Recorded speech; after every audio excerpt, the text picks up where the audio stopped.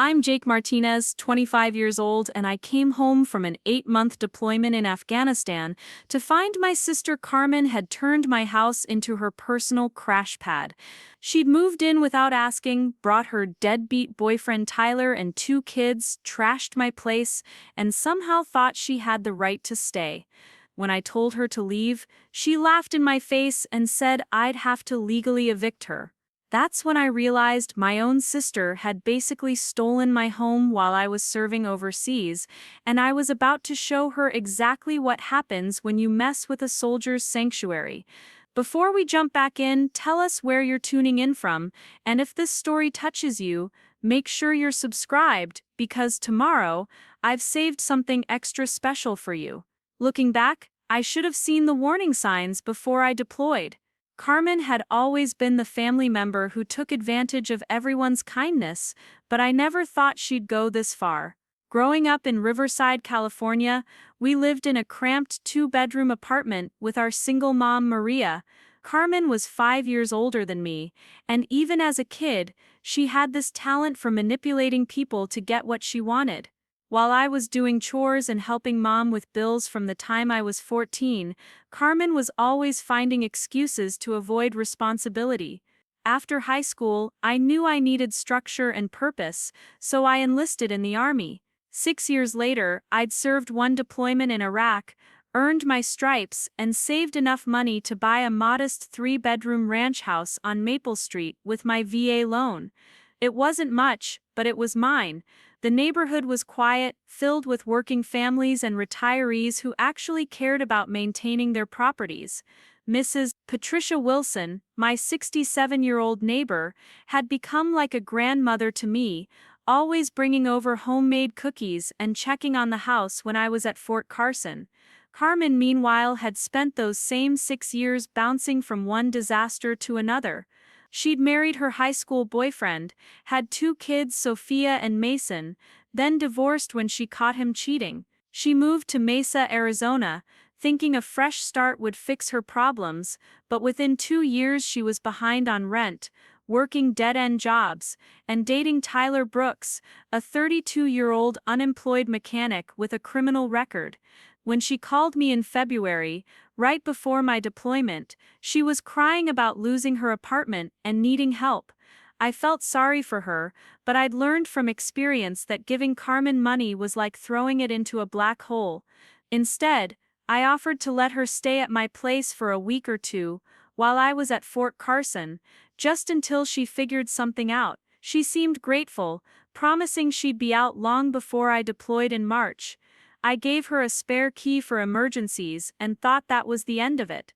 3 weeks later, I was boarding a transport plane to Afghanistan, and Carmen was supposedly back in Arizona looking for work. The deployment was my second overseas stint, and unlike my first tour, this one felt routine. I was stationed at Bagram Air Base, pulling security details and training Afghan National Army units. The months blended together in a haze of 100-degree heat, dust storms, and the constant background noise of helicopters and generators. I called home once a week, usually talking to Mom, or my buddy Alex Thompson, who lived down in San Diego and checked on me regularly. Nobody mentioned Carmen, and I assumed she'd gotten her life together. Mrs. Wilson sent me emails occasionally, updating me about neighborhood news and thanking me for my service. Her messages were always cheerful, talking about her garden, the weather, and how quiet things were on Maple Street. She never mentioned seeing anyone at my house, which made sense since it should have been empty. I had my utilities on automatic payment, mail forwarding to my base address, and everything locked up tight. In my mind, my little sanctuary was waiting for me, exactly as I'd left it. The injury happened in early November, just 2 months before I was scheduled to rotate home. During a training exercise with Afghan forces, a piece of equipment malfunctioned, and I ended up with a dislocated shoulder and torn rotator cuff. Nothing life-threatening, but serious enough to require surgery and physical therapy. The Army medical team patched me up, but recommended I return to the States for proper rehabilitation. Within a week, I was on a medevac flight to Landstuhl, Germany, then back to Fort Carson for treatment.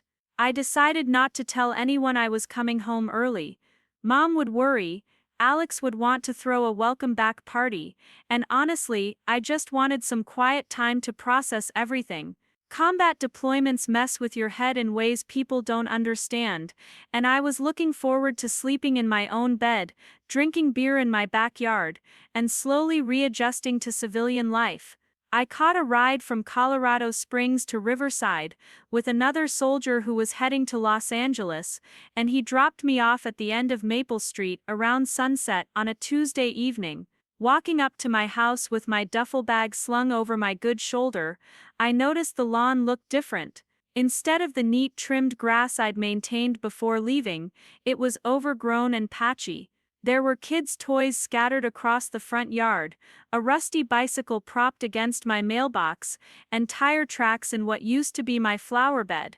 My heart started pounding as I approached the front door, and I could hear music and voices coming from inside my house. I tried my key, but the deadbolt had been changed.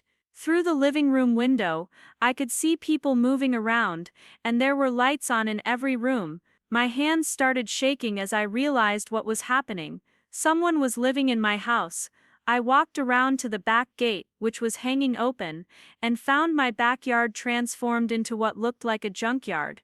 There were motorcycle parts scattered across the patio, empty beer cans everywhere, and my above-ground pool had a massive tear in the side, with green stagnant water pooling around it. The back door was unlocked, so I walked into my own kitchen and froze. The counters were covered with dirty dishes, the floor was sticky with spilled drinks, and there were cigarette burns on the table I'd inherited from my grandmother. I could hear a television blaring from the living room, kids arguing upstairs, and a woman's voice yelling at someone to clean up their mess. My chest felt tight as I walked through the hallway, noting the holes punched in the drywall, and the carpet stained with God knows what. That's when I saw her. Carmen was lounging on my couch, feet propped up on my coffee table, watching some reality show while drinking a beer. She looked exactly the same as always, bleached blonde hair in a messy ponytail, wearing sweatpants and an oversized shirt that probably belonged to whatever guy she was dating. When she saw me standing in the doorway, her face went through about 5 different expressions, before settling on defiant annoyance. The first words out of her mouth weren't an apology or explanation. She said, "Jake, what are you doing here? You're supposed to be deployed for another 2 months," like I was the one who didn't belong in my own house. I was so shocked I couldn't even respond at first. I just stood there, taking in the destruction of my home, while my sister acted like I was interrupting her vacation. Tyler emerged from the kitchen, and I recognized him from photos Carmen had shown me years ago. He was smaller than I'd expected, maybe 5'8" with greasy brown hair and arms covered in poorly done tattoos. He looked at me with this smirk, like he found the whole situation amusing, and introduced himself as if we were meeting at a barbecue instead of him squatting in my house.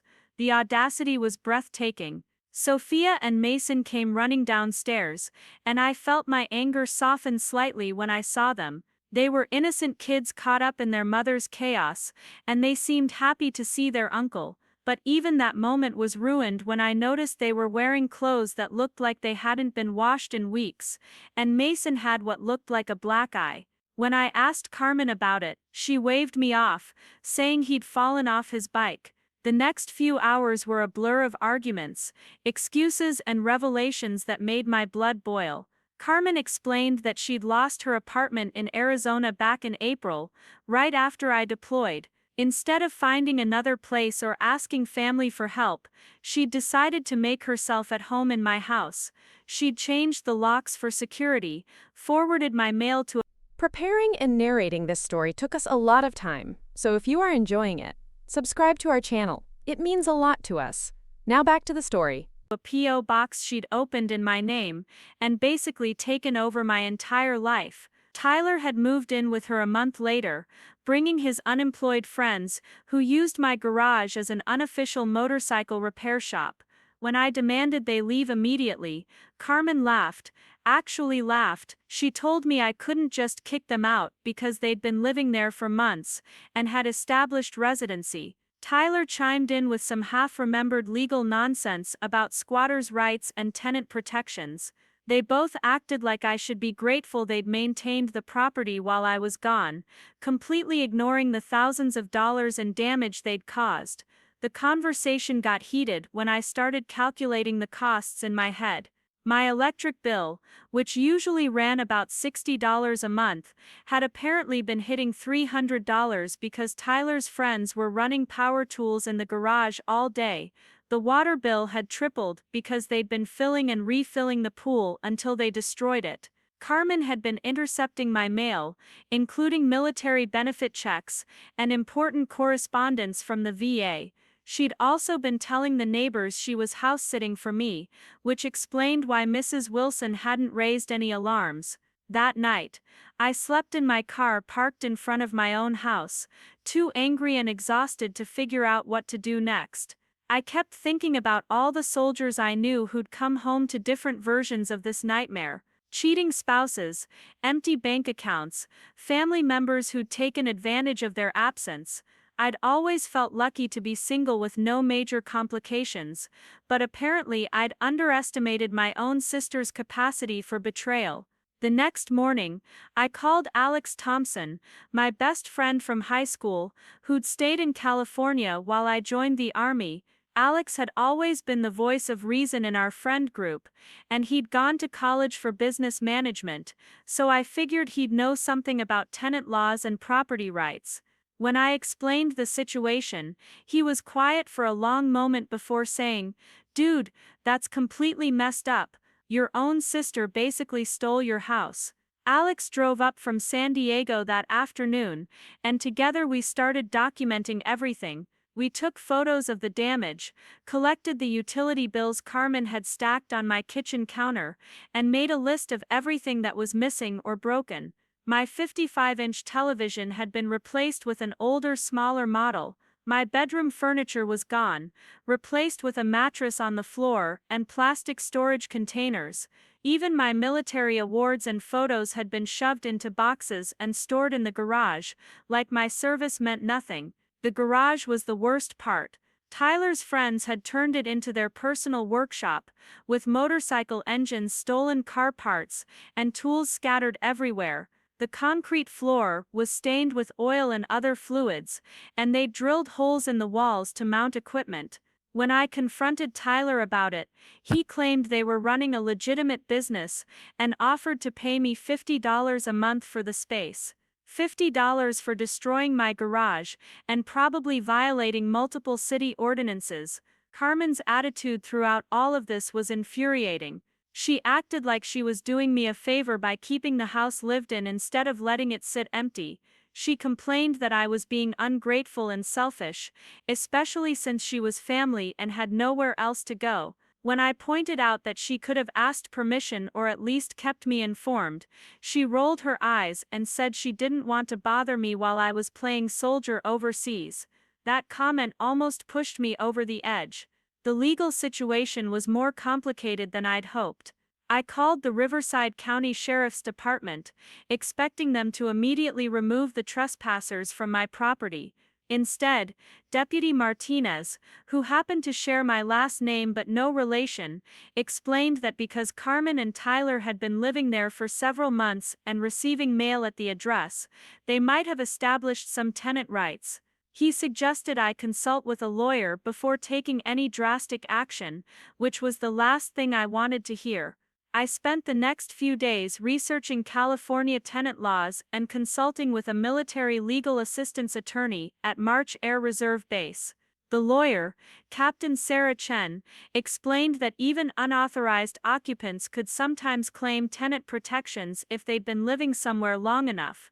However, she also pointed out that Carmen had obtained access to the property through deception and had committed several potentially criminal acts, including mail fraud and possibly identity theft. The breakthrough came when I talked to Mrs. Wilson. I'd been avoiding her because I was embarrassed about the situation, but she knocked on my car window one morning while I was sitting outside my house, trying to figure out my next move. She invited me over for coffee, and once we started talking, the whole story came out. Mrs. Wilson had been suspicious about Carmen's story from the beginning, especially when Tyler moved in and the garage became a 24-hour operation.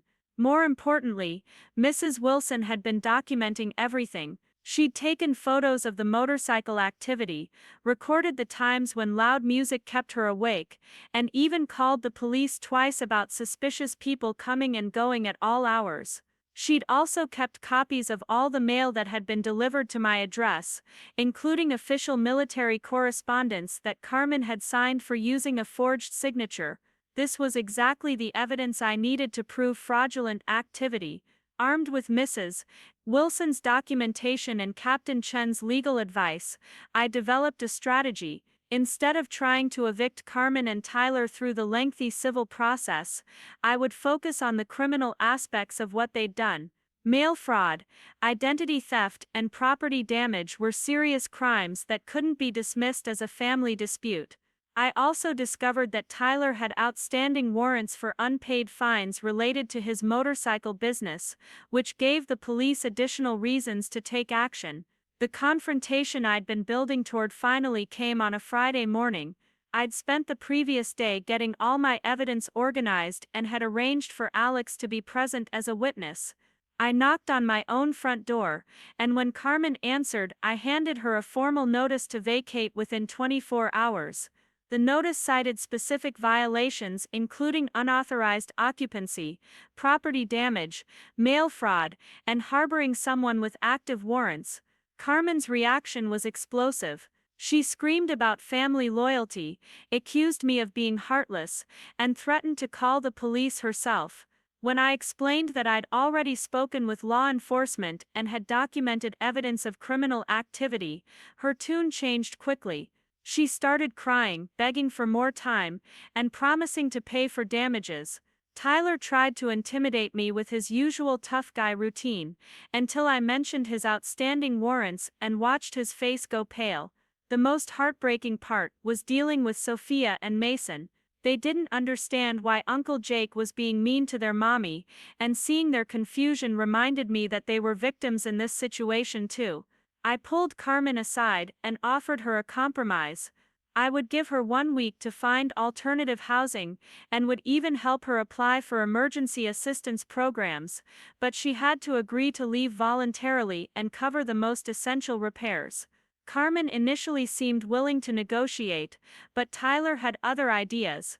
That evening, while I was staying at a nearby motel, he apparently convinced her that I was bluffing about the legal consequences. When I returned the next morning, I found that they'd doubled down on their claim to the property. Tyler had installed additional locks and posted a handwritten sign, claiming the house as his residence. He'd also called several of his biker friends to come over, apparently thinking that intimidation would work better than negotiation. That was his mistake. I hadn't spent 6 years in the army, and 2 combat deployments to be intimidated by some wannabe tough guys in my own driveway. I called Deputy Martinez and explained that the situation had escalated to include potential witness intimidation and criminal trespass. Within an hour, 3 patrol cars were parked outside my house, and the deputies were very interested in Tyler's outstanding warrants and his friend's motorcycle modifications that appeared to involve stolen parts. The search of the garage turned up enough evidence to arrest 2 of Tyler's friends on the spot. Tyler himself was taken into custody on his outstanding warrants, and suddenly Carmen was alone with 2 scared kids and no backup plan. The deputies explained to her that without Tyler's support, she had no legal basis for remaining in the property, and needed to make arrangements to leave immediately. Mrs. Wilson stepped in at that point, offering to help Carmen contact social services and find emergency housing assistance for herself and the kids. It turned out my elderly neighbor had more compassion for my sister than I did at that moment, but she also made it clear that Carmen needed to take responsibility for her choices. Over the next few hours, we managed to find her a temporary place at a women's shelter in San Bernardino, along with resources for job training and childcare assistance. The actual move-out process took 2 more days. Carmen alternated between apologetic and resentful, sometimes thanking me for helping with the kids, and sometimes blaming me for ruining her life. I focused on documenting everything that needed repair and making sure Sophia and Mason had their belongings and toys. Despite everything Carmen had put me through, I couldn't take my anger out on two innocent children who were already dealing with enough instability. Tyler was released from jail 3 days later, but by then Carmen and the kids were settled at the shelter, and I'd changed all the locks again. He showed up drunk one evening, demanding to collect his tools from the garage, and I had to call the deputies again. This time they issued him a restraining order and made it clear that any further contact would result in additional charges. The last I heard, he'd left California entirely, owing money to half the mechanics in Riverside County. The cleanup and repair process took weeks.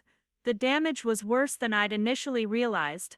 Beyond the obvious problems like the destroyed pool and stained carpets, they'd also damaged the electrical system with their garage operation, clogged the plumbing by flushing inappropriate items, and left the house infested with fleas from pets they'd never mentioned having. My homeowner's insurance covered some of the damage, but I ended up paying nearly $8,000 out of pocket to restore the property. During this time, I was also dealing with my military rehabilitation and transition back to civilian life. The shoulder surgery had gone well, but physical therapy was a long process, and the stress of the housing situation wasn't helping my recovery. Captain Chen helped me file complaints with the Postal Service about the mail fraud, and I had to spend hours on the phone with various agencies correcting the identity theft issues Carmen had created. The most frustrating part was realizing how many people had enabled Carmen's behavior over the years. Our mother, Maria, had known about the situation but hadn't said anything because she didn't want to worry me during my deployment. Several neighbors had suspected something was wrong but minded their own business. Even the utility companies had red flagged the sudden increase in usage, but just sent bigger bills instead of investigating potential fraud. 3 months after I'd returned from Afghanistan, my house was finally starting to feel like home again. I'd replaced the damaged furniture, repaired the walls, and installed a security system that would alert me to any unauthorized access. Mrs. Wilson had become an unofficial guardian angel, keeping an eye on things and bringing over dinner when she noticed I was working late on repairs. Alex helped me turn the garage back into a functional space, and we even improved it with better lighting and storage systems. The experience had taught me valuable lessons about trust, family boundaries, and the importance of having reliable people in your life. Mrs. Wilson and Alex had proven themselves to be better family than my actual sister, and I started focusing my energy on relationships that were mutual and supportive. Carmen called me once from the women's shelter, ostensibly to apologize but really to ask if I would co-sign a lease for her once she found a job.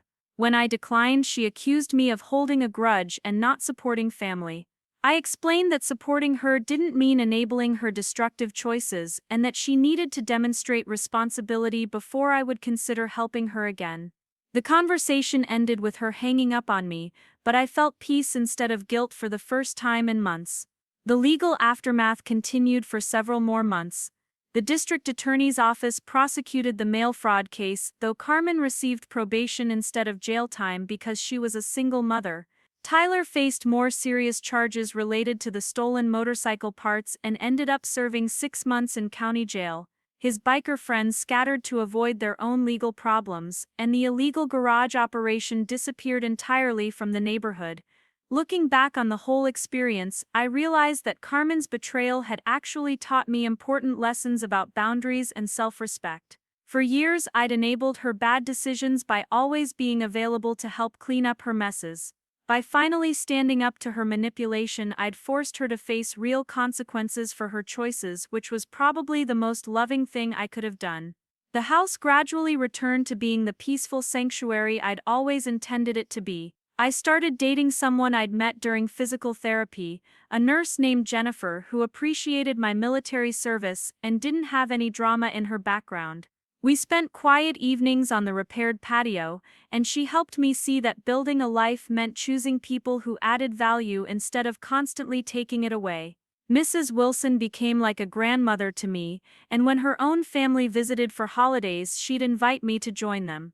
These relationships felt more genuine and supportive than the complicated dynamics I'd always accepted from Carmen.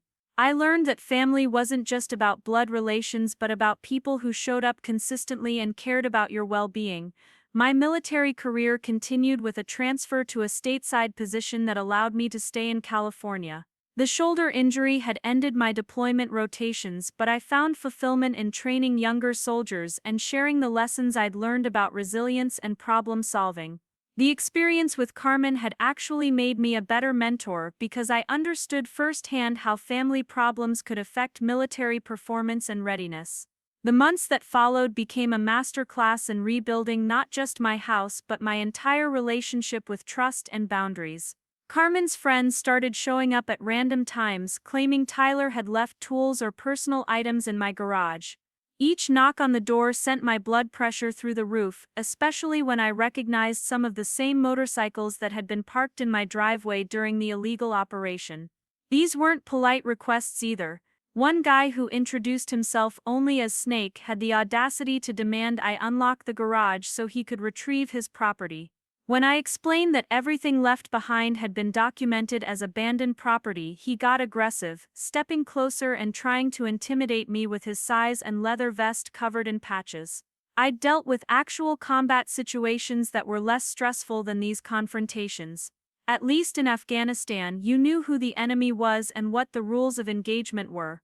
Here I was dealing with people who operated in legal gray areas, using intimidation and manipulation instead of direct violence. Snake and his friends would show up at different times, sometimes alone, sometimes in groups, always testing my resolve. They'd park across the street and rev their engines, blast music from their bikes, or simply sit there staring at my house for hours. The psychological warfare was deliberate and effective. I found myself checking the locks multiple times before bed, installing motion sensor lights around the property, and keeping my service weapon within easy reach. The hypervigilance I'd developed during my deployment, which had been slowly fading during my recovery, came roaring back with a vengeance. Every unexpected sound made me jump, every unfamiliar vehicle in the neighborhood made me suspicious, and I started avoiding leaving the house unless absolutely necessary. Mrs. Wilson noticed the change in my behavior before I did. She mentioned that I'd stopped sitting on my front porch in the evenings, something I'd enjoyed since returning home. She also observed that I was walking around my property multiple times each day, checking windows and doors like I was conducting security patrols. When she gently suggested that I might be experiencing some stress, I initially brushed off her concerns. I was a combat veteran, I told myself. I could handle a few wannabe tough guys. The reality check came during a routine appointment with my physical therapist at the VA hospital. Dr. Jennifer Martinez, no relation to Deputy Martinez despite the shared name, noticed that my shoulder tension had increased significantly since my last visit. When she asked about stress factors in my life, I found myself describing the ongoing harassment and my hypervigilant behaviors. She listened carefully, then suggested I might benefit from talking to someone in the mental health department about readjustment challenges. That conversation led me to Dr. Rebecca Singh, a veteran counselor who specialized in transition issues. Dr. Singh helped me understand that what I was experiencing wasn't weakness or failure to cope, but a normal response to having my safe space violated. She explained that many veterans struggle when their homes, which should be sanctuary, become sources of stress and conflict. The combination of Carmen's betrayal and the ongoing intimidation from Tyler's associates had created a perfect storm for anxiety and hypervigilance. Through our sessions, I began to recognize patterns in my thinking and behavior that weren't serving me well. I'd been so focused on proving I could handle everything alone that I wasn't reaching out for help when I needed it. Dr. Singh encouraged me to build a support network and to consider involving law enforcement more proactively instead of trying to manage the harassment by myself. She also helped me develop strategies for managing anxiety and creating genuine feelings of safety in my own home. The turning point came when Snake and two of his friends showed up at my house on a Sunday morning while I was working in the front yard. They'd apparently been drinking, and their usual intimidation tactics escalated into direct threats. Snake told me that Tyler had been family, and that family looked out for each other. He implied that if I didn't cooperate in returning what they considered their property, they might have to help themselves to it. When I pointed out that the garage was now empty and everything had been disposed of legally, he suggested that maybe they'd need to search my house to make sure. That crossed a line I wasn't willing to tolerate. I calmly walked to my front door, pulled out my phone, and called 911 while they could see and hear me. I explained to the dispatcher that 3 men were on my property making threats and attempting to intimidate me. Within minutes, 2 patrol cars arrived, and the deputies took statements from both me and Mrs. Wilson, who had witnessed the entire confrontation from her kitchen window. The deputies recognized Snake from previous encounters and discovered that one of his companions had an outstanding warrant for assault. They arrested the man with the warrant and issued trespassing warnings to Snake and the third person. More importantly, they documented the incident as part of an ongoing harassment pattern and advised me about obtaining a restraining order against the entire group. Filing the restraining order required going to court and presenting evidence of the harassment pattern. I brought photos of the motorcycles parked outside my house, Mrs. Wilson's witness statements, and documentation of all the previous incidents. The judge, Honorable Patricia Chen, reviewed everything carefully and granted a comprehensive restraining order that prohibited not only Snake and his known associates from approaching my property but also anyone acting on their behalf. The restraining order created immediate relief, but it also forced me to confront how much the situation had been affecting my daily life. I realized I'd been living like a prisoner in my own home, avoiding normal activities and constantly watching for threats. Dr. Singh helped me develop a plan for gradually reclaiming my sense of security and normalcy. Part of that plan involved reconnecting with positive aspects of military community. I started attending veterans meetups at the local American Legion post, where I met other soldiers who'd faced similar challenges with readjustment and family conflicts. Hearing their stories helped me understand that my experience with Carmen wasn't unique or shameful, but part of a broader pattern that many veterans face when people take advantage of their service commitment. One veteran, Master Sergeant retired Patricia Johnson, shared a story remarkably similar to mine. Her brother had moved into her apartment while she was deployed to Iraq, brought his girlfriend and her children, and racked up thousands of dollars in unpaid bills in Patricia's name.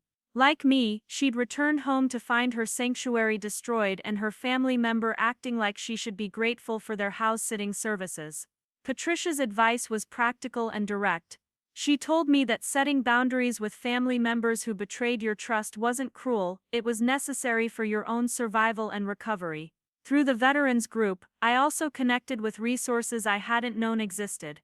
There were legal aid services specifically for veterans dealing with identity theft and property crimes, financial counseling to help repair credit damage caused by family members, and even contractors who offered discounted services to veterans whose homes had been damaged during deployments. These resources helped me address the practical aftermath of Carmen's occupation while also providing emotional support from people who understood military culture. The financial recovery process was more complex than I'd initially realized. Carmen had not only run up my utility bills and damaged my property, but she'd also opened credit accounts using my personal information. I discovered a department store credit card with a $1,500 balance spent on clothing and electronics, a payday loan for $800 that was in default, and several unpaid parking tickets from her car that had somehow been associated with my address. Cleaning up this financial mess required dozens of phone calls, police reports, and affidavits swearing that I hadn't authorized these transactions. The credit card company was surprisingly cooperative once I provided documentation of my deployment and evidence of Carmen's unauthorized occupancy. The payday loan company was more difficult to deal with, initially insisting that I was responsible for any debt associated with my address, regardless of who actually incurred it. The parking tickets turned out to be the most frustrating issue because the city's bureaucracy was slow and inflexible. Even with military deployment records and police documentation of Carmen's illegal occupancy, it took months to get the tickets removed from my record. During that time, I couldn't renew my vehicle registration, and I lived with the constant fear that an unpaid ticket might result in my car being towed or my license suspended. Alex Thompson became instrumental in helping me navigate these bureaucratic challenges. His business management background made him comfortable dealing with customer service representatives and government offices, and he often made calls on my behalf when I was too frustrated to remain diplomatic. He also helped me organize all the documentation and create a systematic approach to resolving each issue. The emotional toll of these practical problems was significant. Every phone call to dispute fraudulent charges or correct identity theft felt like reliving Carmen's betrayal. I found myself getting angry at customer service representatives who were just doing their jobs, and I had to constantly remind myself that they weren't the enemy. Dr. Singh helped me develop coping strategies for these interactions, including taking breaks when I felt overwhelmed and celebrating small victories in the recovery process. Meanwhile, I was getting updates about Carmen's situation through occasional calls from the women's shelter social worker. Carmen had been struggling to maintain stable housing and employment, partly because of her own poor decisions and partly because Tyler's legal problems had created additional complications for her. She'd been evicted from 2 different temporary housing situations for violating rules about guests and noise, and her children were showing signs of stress from the constant instability. Part of me felt guilty about Carmen's struggles, especially knowing that Sophia and Mason were suffering because of adult conflicts they didn't understand. Dr. Singh helped me work through these feelings and recognize the difference between empathy and responsibility. I could feel sorry for the children's situation without accepting blame for their mother's choices. I could also help in appropriate ways without enabling Carmen's destructive patterns. I decided to establish a small educational fund for Sophia and Mason, contributing $50 each month to accounts that could only be used for school expenses or educational activities. This allowed me to support the children directly without giving Carmen access to cash that might be misused. I also sent occasional cards and small gifts for birthdays and holidays, always addressed to the children and never including money that Carmen could redirect. This approach felt like a healthy compromise between cutting off all family connection and allowing myself to be exploited again. It demonstrated care for the innocent parties while maintaining firm boundaries with the person who had betrayed my trust. The social worker at the shelter confirmed that this type of structured support was often more helpful than direct financial assistance to parents who hadn't demonstrated responsible money management. As my house repairs neared completion and the legal issues slowly resolved, I started thinking more seriously about my long-term goals and relationships. The experience with Carmen had taught me valuable lessons about the difference between unconditional love and unconditional enabling. I could love my sister while still protecting myself from her destructive choices.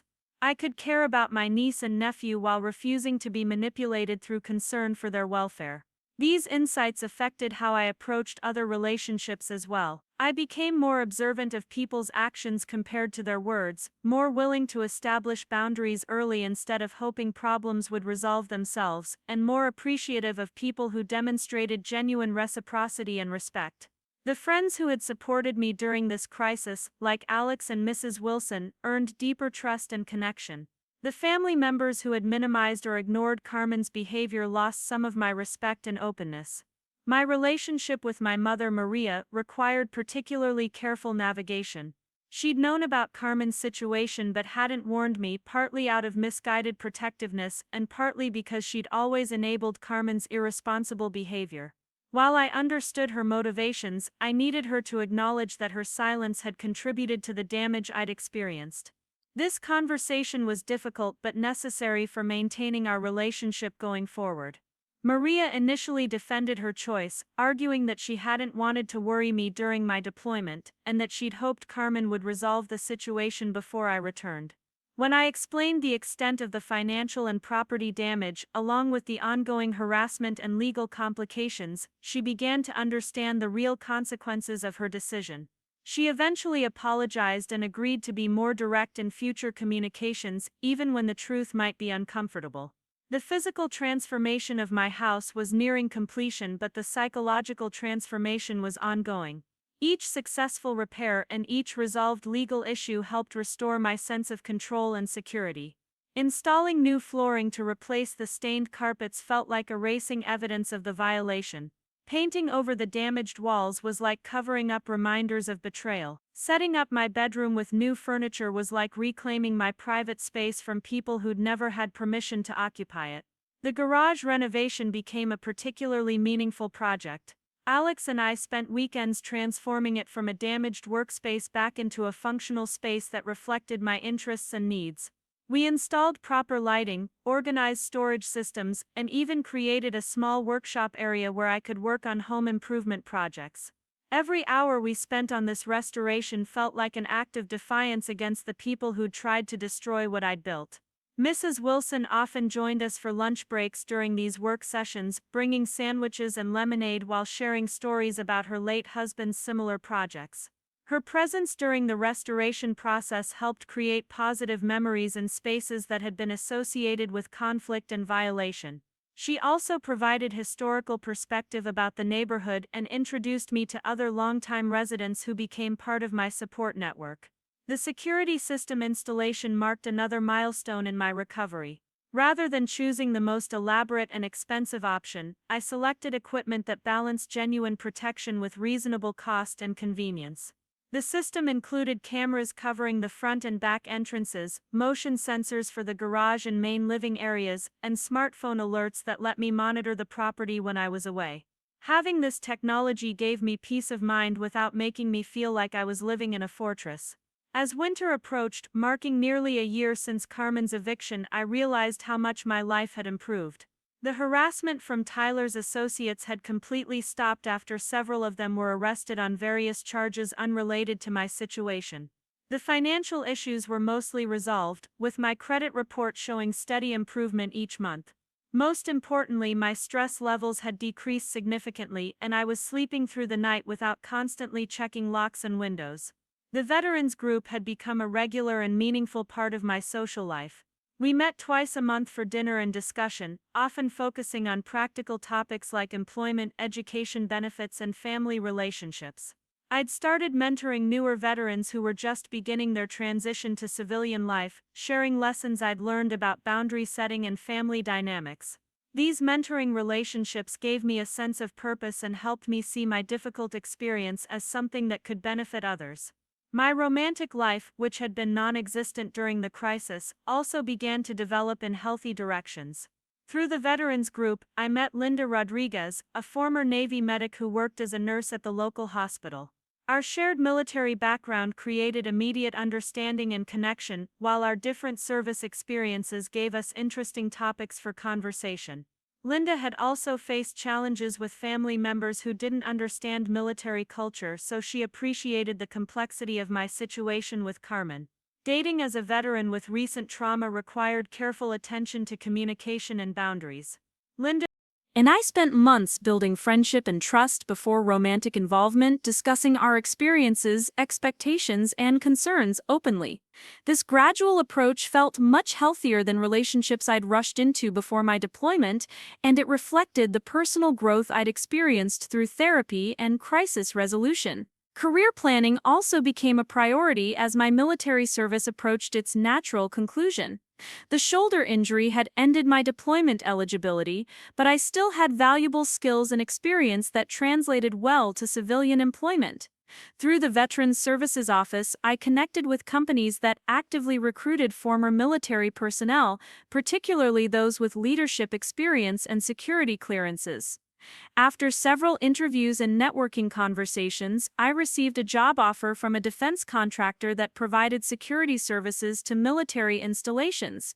The position would allow me to use my military experience while working regular hours and living permanently in California. The salary was comparable to my military pay, and the benefits package included excellent health insurance and retirement contributions. Most importantly, the work felt meaningful and connected to my sense of service. Accepting this position required making a final decision about my military career. I'd been considering re-enlistment despite the deployment restrictions, partly because military life was familiar and partly because civilian transition felt uncertain. However, the experience with Carmen had taught me the importance of building a stable home base and reliable support network. Staying in California near the relationships and community I'd developed seemed more valuable than continuing to move around with military assignments. The decision to leave active duty was emotional but confident. I'd served my country honorably for over 6 years, including 2 combat deployments, and I'd earned the right to pursue civilian goals and relationships. The transition wouldn't be easy, but I had resources, support, and hard-earned wisdom about handling challenges and setbacks. As I prepared for this major life transition, I reflected on everything Carmen's betrayal had taught me. Her actions had been selfish and destructive, but they'd also forced me to develop stronger boundaries, better communication skills, and deeper appreciation for genuine relationships. I'd learned to recognize manipulation tactics and respond to them effectively. I'd discovered inner strength I didn't know I possessed. Most importantly, I'd proven to myself that I could overcome betrayal and violation without becoming bitter or closed off to future connections. The house that had once represented violation and chaos was now truly my sanctuary again. Every room held memories of recovery and restoration rather than conflict and damage. The garage where Tyler's friends had conducted illegal business was now a clean, organized workshop where I built furniture and repaired household items. The backyard where motorcycle parts had been scattered now featured a vegetable garden and a fire pit where friends gathered for evening conversations. Carmen never apologized for what she'd done. According to the social worker's updates, she continued to frame herself as the victim of circumstances rather than accepting responsibility for her choices. This lack of accountability confirmed that I'd made the right decision in maintaining firm boundaries. People who couldn't acknowledge their mistakes weren't likely to avoid repeating them. The children, Sophia and Mason, were doing better according to school reports that the social worker shared with my permission. They'd been enrolled in counseling services to help them process the instability in their lives, and they were both showing academic improvement in their new school district.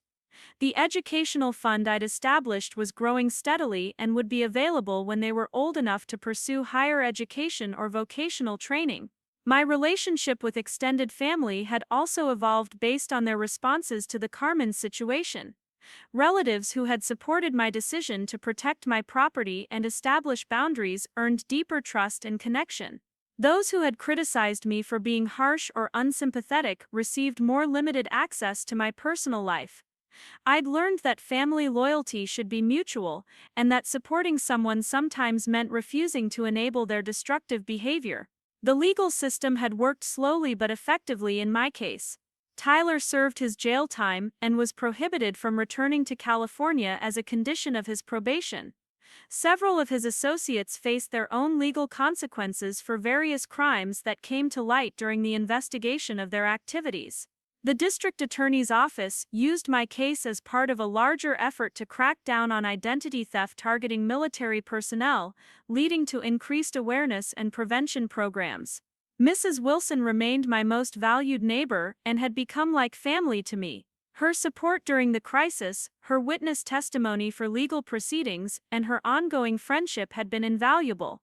We'd developed a routine of sharing Sunday dinners and holiday celebrations, and she'd become someone I could count on for both practical help and emotional support. Her example showed me what healthy mutual relationships looked like. The American Legion post where I'd connected with other veterans became my primary social community. Beyond the formal meetings, we'd developed friendships that extended to barbecues, sporting events, and informal gatherings. These relationships were based on shared values and experiences rather than blood relations or geographic proximity, and they provided the sense of belonging I'd been seeking since leaving active duty. As spring arrived, bringing the anniversary of discovering Carmen in my house, I realized how completely my life had transformed. What had begun as a devastating betrayal had become the catalyst for positive changes I might never have made otherwise. I'd developed stronger boundaries, healthier relationships, better communication skills, and a clearer sense of my own values and priorities. The house renovation was complete, the legal issues were resolved, and the financial damage was repaired. More importantly, I'd rebuilt my sense of security and optimism about the future. Carmen's betrayal had been painful, but it had also revealed the strength of character I possessed and the quality of people who truly cared about my well-being. Looking at my transformed home and thinking about my upcoming civilian career, I felt grateful rather than bitter about the experience. Carmen's actions had been wrong and hurtful, but they'd also taught me lessons about trust, boundaries, and resilience that would serve me well throughout my life. Sometimes the most difficult experiences become the foundation for the most meaningful growth. The transition to civilian life brought unexpected challenges that made me appreciate how much I'd grown from the whole Carmen situation. My new job with the defense contractor started in September, and I found myself working alongside other veterans who understood the unique difficulties of readjustment. During lunch conversations, several colleagues shared their own stories of family betrayal during deployments. Apparently, my experience wasn't as unusual as I'd thought. One former Marine, Detective Torres, told me about returning from Iraq to find his wife had emptied their joint bank account and moved her boyfriend into their apartment. Another veteran, Staff Sergeant Williams, discovered his brother had sold his car and motorcycle while he was in Afghanistan, claiming he needed money for medical bills that turned out to be fabricated. These conversations helped me understand that predators often target military families specifically because deployments create opportunities for exploitation. The knowledge that service members are overseas and unable to monitor their domestic situations makes them attractive victims for identity theft, property crimes, and financial fraud. What Carmen had done to me was part of a broader pattern of people taking advantage of those who serve their country. This realization shifted my perspective from feeling personally victimized to understanding myself as someone who'd successfully fought back against a common form of exploitation. The work itself was satisfying in ways I hadn't expected. My primary responsibility involved conducting security assessments for military installations, identifying vulnerabilities, and recommending improvements to physical security measures. The job required the same attention to detail and tactical thinking I'd developed during my Army service, but without the life or death pressure of combat situations. I was protecting people and facilities, but I could sleep in my own bed every night and maintain normal relationships with friends and family. My supervisor, Colonel Retired Patricia Martinez, became both a professional mentor and personal friend. She'd served 25 years in the Army before transitioning to civilian work, and she understood the challenges of building a new identity outside military structure. During our weekly check-ins, she often asked about my adjustment process and offered practical advice about everything from civilian workplace culture to long-term career planning. Her guidance helped me navigate situations where my military directness might have created problems in a more diplomatic corporate environment. The relationship with Linda continued to develop in positive directions. We'd moved beyond casual dating to discussing serious future plans, including the possibility of marriage and children. Linda's experience as a Navy veteran meant she understood military culture and the challenges of readjustment, but her different service background gave us interesting perspectives to share. She'd served on hospital ships, providing medical care in humanitarian missions, while my experience focused on infantry operations and security. Our different specialties created natural conversation topics and mutual respect for each other's contributions. Linda had also dealt with family complications during her military service, though her situation involved parents who disapproved of her career choice rather than relatives who exploited her absence. Her parents had wanted her to pursue traditional paths like marriage and teaching, and they'd struggled to understand her decision to join the military and specialize in emergency medicine. This family tension had taught her similar lessons about boundaries and self-advocacy, making her particularly supportive of my decision to maintain distance from Carmen. We spent weekends working on home improvement projects, and Linda's medical background made her excellent at planning and problem solving. She helped me redesign the backyard landscaping, turning the area that had once been cluttered with Tyler's motorcycle parts into a peaceful garden space with native California plants and a small meditation area. Working together on these projects felt like building something positive and permanent, very different from the chaos and destruction I'd experienced during Carmen's occupation. The legal aftermath of Carmen's situation continued to unfold in unexpected ways. The district attorney's office contacted me about testifying in a case against Tyler and several of his associates who were facing charges related to their motorcycle parts operation. Apparently, the investigation that had started with clearing them out of my garage had uncovered a much larger criminal enterprise involving stolen vehicles and fraudulent registration schemes. My documentation and Mrs. Wilson's photographs had provided crucial evidence for building their case. Testifying in court required reliving some of the stress and anger from the original situation, but it also provided a sense of justice and closure. Seeing Tyler in handcuffs and hearing the prosecutor describe the extent of his criminal activities made me feel vindicated in my decision to fight back rather than simply accepting his occupation of my property. The judge thanked me for my military service and for my cooperation in exposing criminal activity that had been affecting the entire community. The trial also revealed how much damage Tyler's operation had caused beyond my property. Several other homeowners testified about thefts from their garages and sheds, apparently committed by people connected to Tyler's network.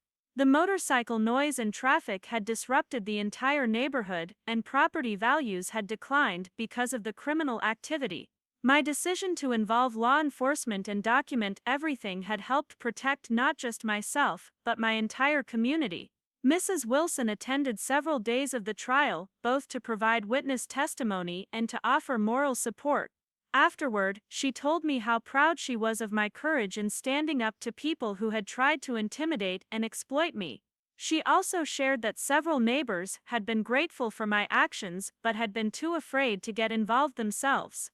This feedback helped me understand that my military training in confronting difficult situations had benefited people beyond just myself. The financial recovery was finally complete by the end of my first year in civilian employment. All the fraudulent charges had been removed from my credit report, the identity theft issues were resolved, and I'd saved enough money to establish a proper emergency fund. More importantly, I'd learned valuable lessons about financial security and monitoring that would protect me from future exploitation. I now checked my credit report monthly, monitored all my accounts online, and had established automated alerts for any unusual activity. Carmen's situation had stabilized somewhat, according to periodic updates from social services.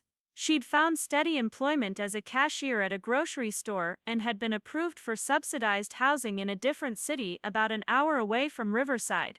The children were enrolled in school and receiving counseling services to help them adjust to their new circumstances. While I felt relieved that they were in a more stable situation, I maintained my policy of supporting the children indirectly rather than having contact with Carmen herself. The educational fund I'd established for Sophia and Mason had grown to several $100s, and I'd set up automatic monthly contributions that would continue until they reached college age. I also sent birthday and holiday cards addressed to them at their school, ensuring they knew their uncle cared about them while avoiding direct contact with their mother. This approach felt like the right balance between family connection and self-protection. My relationship with my mother had improved significantly once she understood the full extent of what Carmen had done. Maria had initially minimized the situation, focusing on Carmen's needs as a single mother rather than acknowledging the betrayal and violation I'd experienced. However, seeing the court documents, property damage photos, and financial records had helped her understand why I'd needed to take such firm action. She now supported my decision to maintain boundaries with Carmen and had stopped trying to facilitate reconciliation between us. The Veterans Support Group had become one of the most meaningful parts of my weekly routine. We'd expanded from our original focus on transition issues to include community service projects and social activities. Several group members had become close friends, and we regularly helped each other with home repairs, job searches, and family challenges. This network of mutual support felt more reliable and healthy than the one-sided family relationships I'd previously accepted as normal.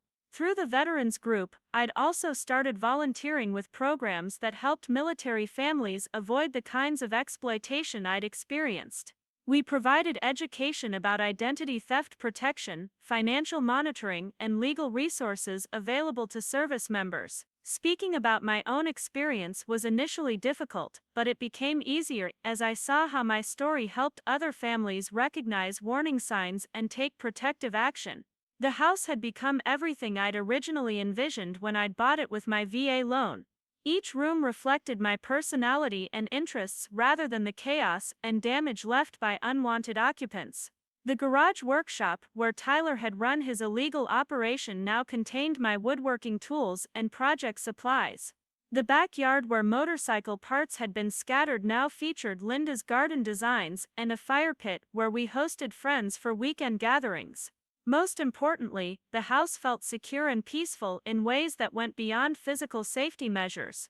I'd reclaimed not just the property, but my sense of control and confidence in my own judgment.